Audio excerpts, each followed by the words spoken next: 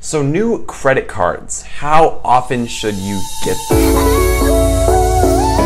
How are you guys doing today? My name is Crider and I make daily personal finance, entrepreneurship, and credit card related videos for college and high school students. So if that sounds like you, do consider subscribing.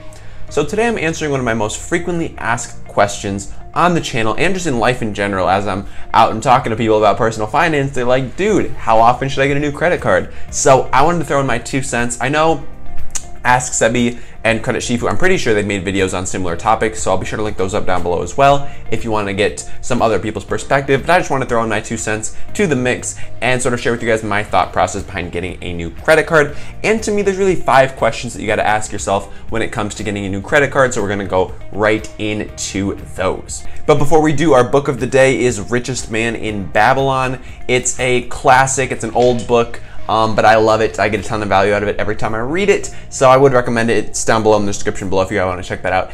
And I mean, the main reason I wanted to make this video was just because I didn't know all this information when I started building credit. And in fact, the 5th question on here actually got me pretty messed up. And I'm kind of bummed that I didn't know about it sooner, because now my credit building is a little bit not as great as I wish it could have been, because I didn't know about the 5th thing on this list. But without further ado, let's just get right into it. First question you got to ask yourself is, why do you want a new credit card? All right. So this one, pretty straightforward, it seems, but if the answer is to spend more money you don't have, obviously the answer is never. You should never get a new credit card. How often should you get a new credit card? Never, if you're trying to spend money that you don't actually have.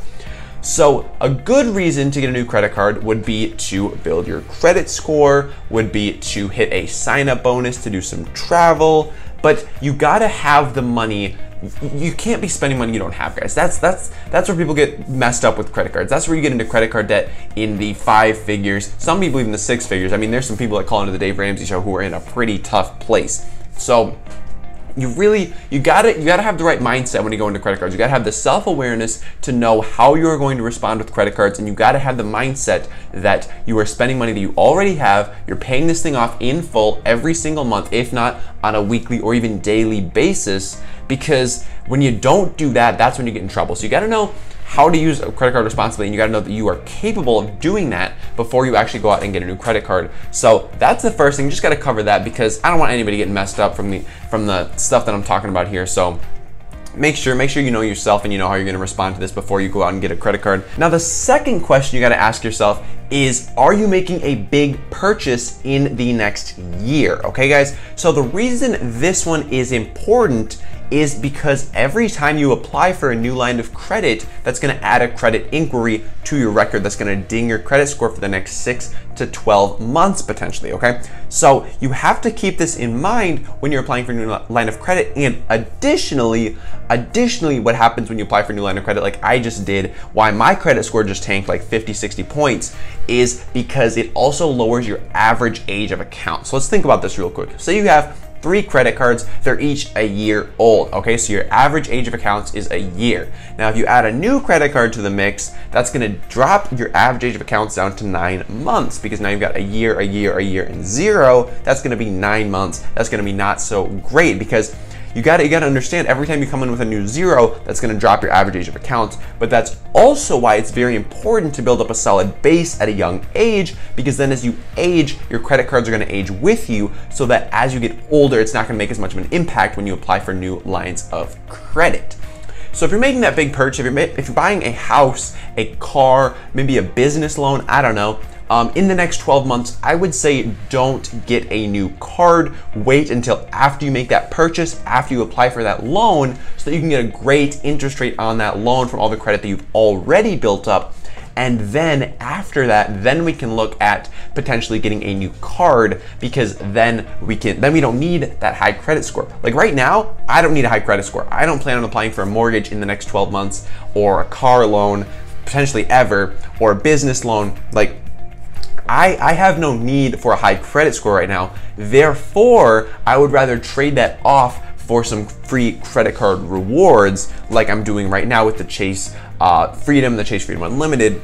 So that's really the trade-off here, guys. The trade-off is, do you want the high credit score right now, or do you want the rewards right now? It's sort of like a balancing act between those two. So you have to think about if you're going to need a high credit score in the next 12 months. If so, I would say hold off on the credit card for now. Now, the third question you got to answer is, are you going to be able to hit that sign-up bonus? So like we're saying with rewards, if you're getting this new credit card, the majority, for most cards, the majority of the value is going to come from that sign-up bonus. So for example, my Chase Freedom and my Chase Freedom Unlimited cards, they have a $150 sign-up bonus each when I spend $500 on each of them in the first 90 days. Now, just looking at that, that is a 30% return on my spend. 150 over 500, that's 30% return on my spend. What credit card is gonna give me 30% cash back on my other spending? None. So the fact that I'm getting 30% rewards for my spending, that is the bulk of the rewards right there. That is where the highest concentration of rewards is gonna be. So if you're not able to hit that sign-up bonus, like say I only spent $500 in a month, I would not have applied for both the Freedom and the Freedom Unlimited in the same day. That wouldn't have made sense because I would have only been able to hit one of the sign-up bonuses and the other one would have been essentially wasted.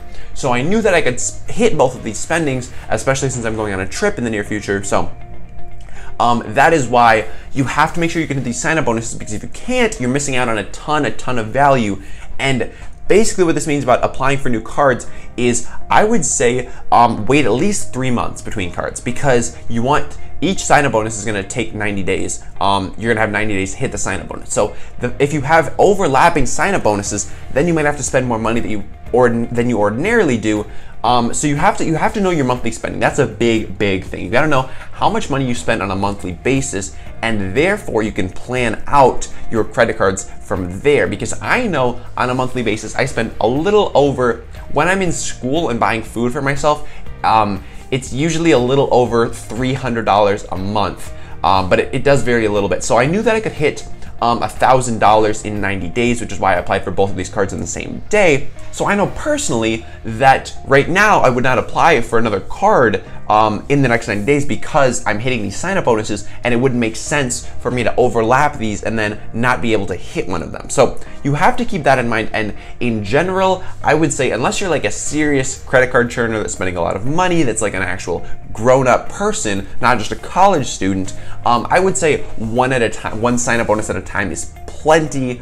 Unless they're like these and they're just $500 spends, then you can maybe do 2 at a time, depending on how much money you spend in the average month. Okay, so now we're gonna move on to question number 4, which is, how long have you been building credit? Now, this one's really important, and for me personally, this one was a pretty tricky hurdle to get over. I didn't mess this one up as bad as I messed up number 5 though. So how long have you been building credit? So when I got started building credit like a year ago, I was like hyped. I was like, wow, I'm building my credit score. I was checking Credit Karma like every month, being like, wow, my score is going up and up and up. I'm like so stoked. Like, I'm ready. And I was watching Credit Shifu. I was watching Ask Sebi, and I'm like, wow, look at these guys. Watching Graham Stephan. Look at these guys building their credit, getting all these credit card rewards. Like, I want to do that. I want to do that. How do I do that?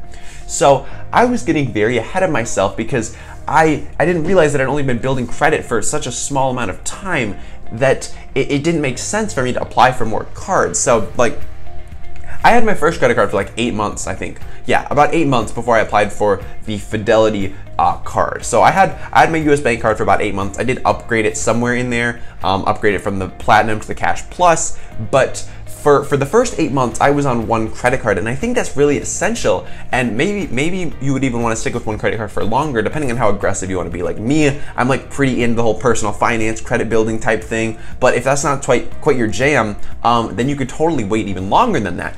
And it's really essential because when you have just started out building credit, it's very easy to get ahead of yourself, like I was.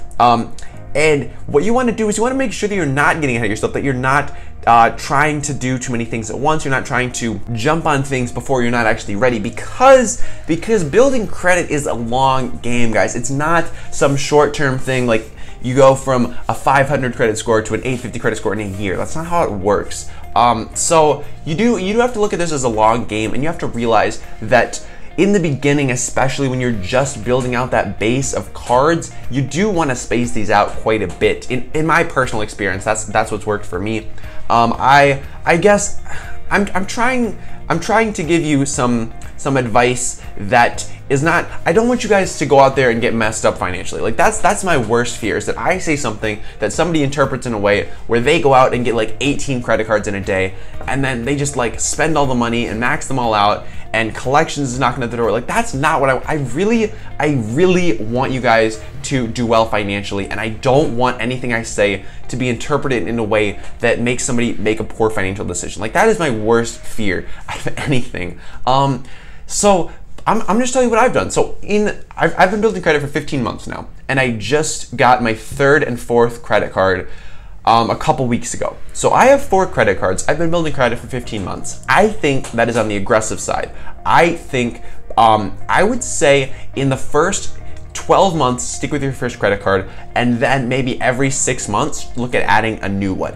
I think that's a good way to sort of build out a base, not do it too quickly, and not to get yourself messed up financially, because you want to make sure that you know that you're able to use credit cards responsibly before you go out and you get a bunch of them. So I don't want to say anything that anybody's going to take in the wrong way. So I think waiting 12 months before your second credit card and then 6 months thereafter can be a great way to build out, say, your first 5 credit cards. Again, if you want to be a little more aggressive, you can take a path that I took, and I waited 8 months before my second credit card, and then after that I waited about 4 or 5 months to get my third and fourth. So, I mean, it really depends on how aggressive you want to be, how well you respond to having consumer credit available to you, how much, you just have to have that self-awareness to know that you're going to be able to manage it well, because if you don't manage it well, you're going to screw yourself up real bad for the rest of your life financially.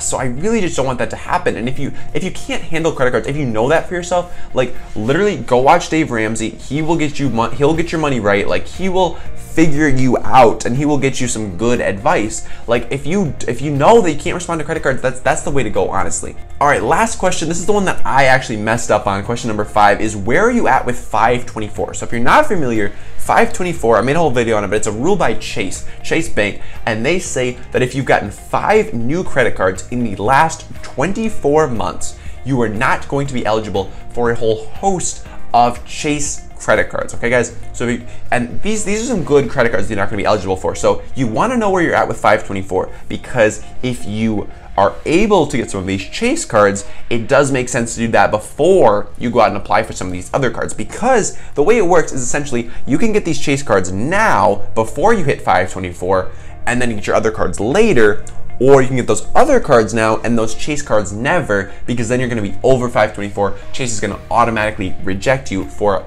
all of these good cards. So that's what I did just now. The 2 cards that I got most recently, the Chase Freedom and the Chase Freedom Unlimited, those are both 524 cards. So I wanted to get those in before I hit 524, because as you know, I now have 4 credit cards. So that is why I got those. So you got to know where you're at 524. And if you're not over 524, if you only have like 1 or 2 credit cards, then it can really make a lot of sense for you to look at something like the Chase Trifecta, because those are all 524 cards, and getting that is it's a pretty strong move, especially if you don't want to have to think about which credit cards you use when that much. Like getting the Chase Trifecta really locks down, like you hit all the bases and you're gonna know what to use where. It's not gonna be complicated. You can get away with really only 3 cards. So I think you really do want to look at 524. That should be a huge consideration when you're looking at if it's time to get a new credit card. If so, which credit card? So the reason I messed up on 524 is because I went out, my second credit card was actually the Fidelity Signature Visa card.